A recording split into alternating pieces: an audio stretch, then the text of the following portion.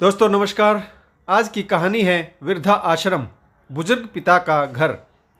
तो कहानी शुरू करने से पहले जो भी चैनल पर पहली बार आए हैं चैनल को सब्सक्राइब करें और ऑल का आइकन जरूर प्रेस करें ताकि हमारी आने वाली सभी कहानियां आप तक सबसे पहले पहुंचे। तो जैसे जैसे आप अपना प्यार दे रहे हैं वैसे वैसे हम आपके लिए नई नई कहानियां लेकर आ रहे हैं। तो अपना प्यार और सहयोग ऐसे ही बनाए रखें। तो चलिए शुरू करते हैं आज की कहानी। एक रिटायर व्यापारी राजेंद्र प्रसाद बहुत बूढ़ा हो चुका था। उसकी पत्नी का निधन हो जाने के कारण उसने अपना सारा व्यापार अपने बेटे को सौंप दिया। अब वह अपने पोते के साथ सारा दिन घर पर समय बिताया करता था। यही राजेंद्र प्रसाद के पूरे दिन का कार्य था। कुछ समय बाद राजेंद्र प्रसाद बीमार रहने लगा। राजेंद्र प्रसाद का बेटा अपने पिता को डॉक्टर के पास ले गया और उसे चेक करवाया।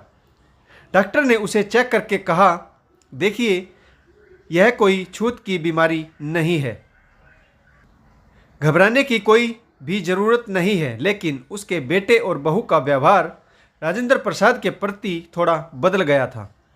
बीमार होने के बाद उसके पोते को भी राजेंद्र प्रसाद से मिलने नहीं दिया जा रहा था। यह सब देखकर राजेंद्र प्रसाद बहुत ही दुखी रहने लगे। राजेंद्र प्रसाद का बेटा और बहू उसके प्रति बहुत ही दुर्व्यवहार करने लगे थे और उसका सारा खाना पीना नौकर के हाथों करवाने लगे। बहू और बेटे ने राजेंद्र प्रसाद को हाथ तक लगाना छोड़ दिया। यह सब देखकर राजेंद्र प्रसाद को बहुत दुख हुआ और वह खुद से बोला, हे भगवान, क्या फ़ायदा ऐसी ज़िंदगी का। इतनी मेहनत से खड़ा किया ये साम्राज्य, नौकर चाकर, बंगला गाड़ी सब बेकार है। इससे अच्छा है भगवान मुझे अपने पास बुला लो। इतना कहकर उसकी आंखों से आंसू बहने लगे। अपने आप को संभालते हुए राजेंद्र प्रसाद अपनी चारपाई पर आराम से लेट गए। तभी राजेंद्र प्रसाद को अपनी बहू की आवाज़ सुनाई दी। वह अपने ससुर राजेंद्र प्रसाद को सुनाते हुए अपने पति को कहती है, देखो जी, मुझे पिताजी की बीमारी के बारे में पता चल गया है। मुझे पता है कि पिताजी को छूत की बीमारी नहीं है, लेकिन फिर भी मैं अपने परिवार के प्रति कोई रिस्क लेना नहीं चाहती। इससे अच्छा है उन्हें किसी वृद्धाश्रम में छोड़कर आ जाओ और कभी कभी हम भी उनसे मिलने वहां जाते रहेंगे। बहू बोली, आप अपने पिताजी से कल ही बात कर लो। फिर बेटा बोला, तुम ठीक कहती हो, वैसे भी पिताजी अब बूढ़े हो चुके हैं, मैं कल ही उनसे बात करता हूँ।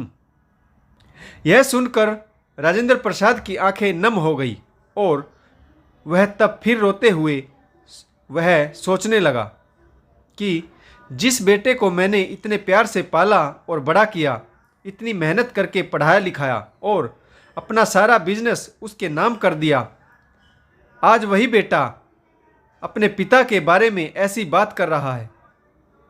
अगले दिन सुबह उनका बेटा नरेश गर्दन को झुकाए हुए अपने पिताजी के पास पहुंचा।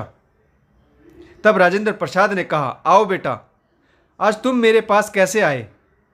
तुम्हें तो यहाँ नहीं आना चाहिए था। क्या कोई समस्या आ गई है तुम्हें? बताओ मुझे। बेटा थोड़ा हिचकिचाते हुए बोला कि मुझे आपसे कुछ कहना है पिताजी। राजेंद्र प्रसाद बोला कि मुझे भी तुमसे कुछ कहना है। नरेश बोला, पिताजी पहले आप बताइए कि आप क्या कहना चाहते हैं।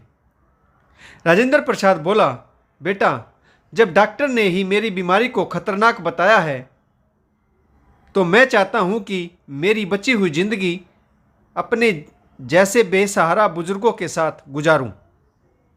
ये कहते हुए राजेंद्र प्रसाद की आंखों में आंसू आ गए।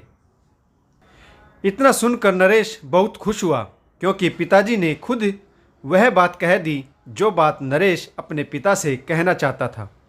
लेकिन दिखावा करते हुए नरेश ने कहा कि पिताजी आपको यहाँ रहने में क्या परेशानी है?